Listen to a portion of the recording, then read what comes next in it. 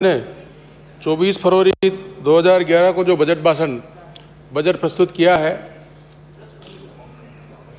वो एक जादूगर के रूप में बजट प्रस्तुत किया है। और जादूगर का जब अपन खेल देखते तो होता कुछ और है, हर हकीकत कुछ और है। वही जादूगर है जो वास्तव में जो दिखाता है वो होता नहीं। तो वास्तव में बड़ी चतुराई से जिस प्रकार से पिछले 2 बजटों में घोषणा जो हुई, ये तीसरा बजट है। माननीय मुख्यमंत्री जी का बजट भाषण जो था वो तीसरा था। इस तीसरे बजट में भी पहले बजट की जो घोषणा थी, वास्तव में वो घोषणा भी अभी जमीन पर नहीं है। पिछले बजट में मेरे यहाँ कस्तूरबा गांधी आवासीय विद्यालय खोलने की घोषणा माननीय मुख्यमंत्री जी ने की है। अभी तक मैं जहाँ तक समझता हूँ कि उस पर अभी सरकार का कोई विचार है नहीं। अभी वर्तमान में एक और दो घोषणा हुई है। एक सिंचाई विभाग के रूप में एनीकट बनाएंगे परवन पे, काली सिंध पे। तत्कालीन जब मैं पिछली बार भी एमएलए था, तत्कालीन मंत्री जब प्रताप सिंह जी थे, वो थे राम प्रताप जी, उन्होंने भी घोषणा की थी कि हम काली सिंध पे राजपुरा के पास में 6.5 करोड़ का एनीकट बनाएंगे। अब वही घोषणा अब काली सिंध पर, अब उस पुलिया के पास उसकी जगह बढ़ाकर उसकी घोषणा कर दी गई। एक रोड की घोषणा हुई सभापति महोदय, वो उस समय भी घोषणा थी, उसके टेंडर सब हो गए थे, वो 2 साल से हो नहीं रहा था, फिर उसकी घोषणा होगी। तो जो हो रहा है वो पिछली घोषणा है, वो वास्तव में अभी तक भी वो काम जमीन पर नहीं है। कुछ घोषणा पिछली सरकार ने की थी, वर्क ऑर्डर हो गया, टेंडर हो गया, काम चल गया। जो रोड बनना था वो मिट्टी होगी, ग्रेवल हो गया। उसके बाद में जैसी की जैसी स्थिति अभी पड़ी है, माननीय सभापति बंदे, मैं अपने क्षेत्र के कुछ रोडें बता रहा हूँ जो वास्तव में 2.25 साल से जो पिछली सरकार की घोषणा है वो जैसे कि जैसे पड़े।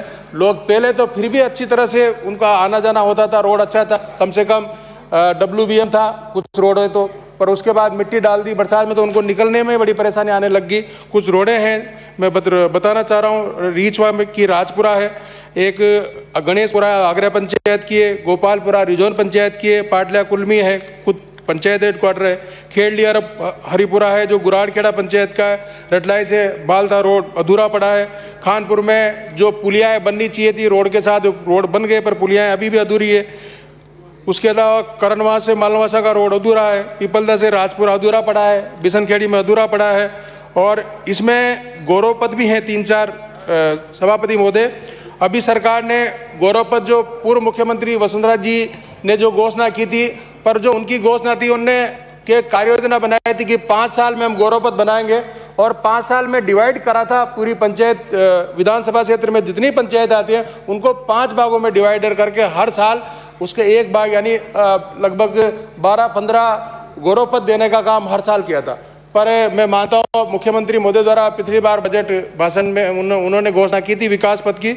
मैं मान रहा हूँ कि मेरी विधानसभा में एक विकास पद अभी तक बना है और उस विकास पद का भी पैसा अभी तक उस ठेकेदार को नहीं मिला है। 2 विकास पद के लिए अभी और स्वीकृति के लिए और अभी उसका अभी अधिकारियों ने कहा है, पर वो आगे क्या पता क्या होगा।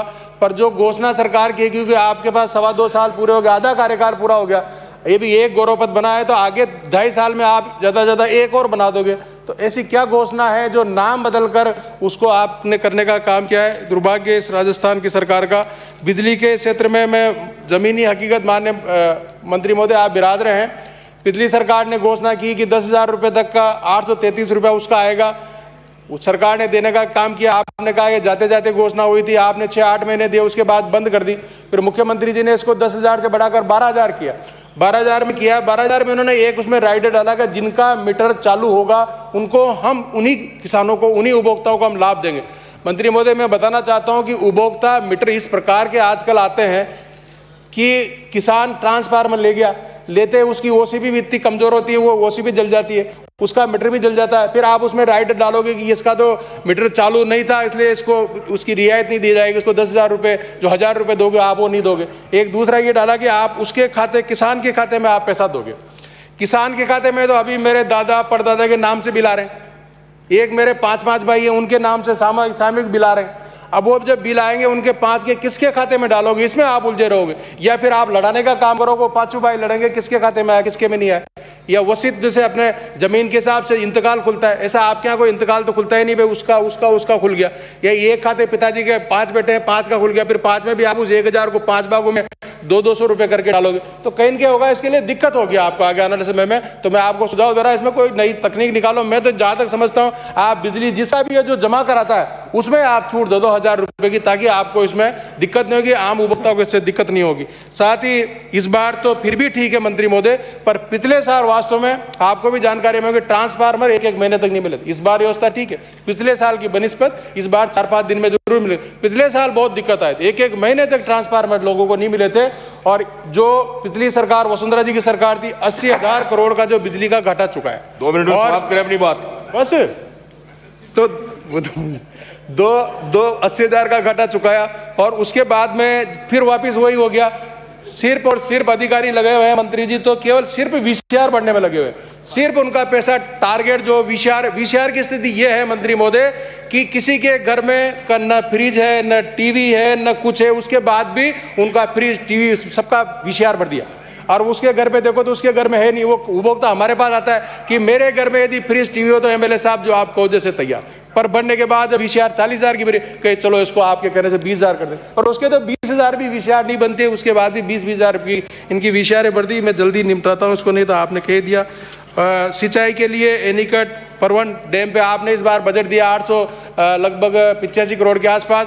तो अभी तो ये 800 पुरानी इतना तो अपनी तरफ बकाया है अभी, तो बहुत से लोगों को पुराना उनका जमीन का मुआवजा देना है। तो आगे कैसे बढ़ेगी योजना, जब आपका 2023 में इसको पूरा होना है, वो बिल्कुल पूरी नहीं हो पाएगी। परवन में आपने गांव का ये हर घर नल नल योजना के माध्यम से आप डीपीआर बना रहे हैं। पिछली बार में मैंने प्रश्न पूछा था, उसका जवाब दिया था, जबकि पिछली सरकार ने 267 रुपए सैंक्शन कर दिए थे वसुंधरा जी ने, और आपने जवाब, पिछली बार मैंने प्रश्न पूछा था, आपने जवाब दिया कि अभी तो इसकी डीपीआर बना रहे हैं। पर मैं चाह रहा हूँ उसकी तुरंत डीपीआर बने ताकि लोगों को इसका योजना का लाभ मिले। बहुत से ऐसे जहाँ।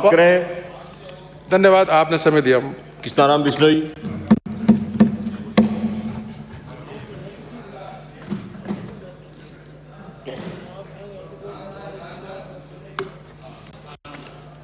आपने बजट 2021-22 के ऊपर बोलने का मौका दिया, इसके लिए बहुत बहुत धन्यवाद। सभापति महोदय, 24 तारीख को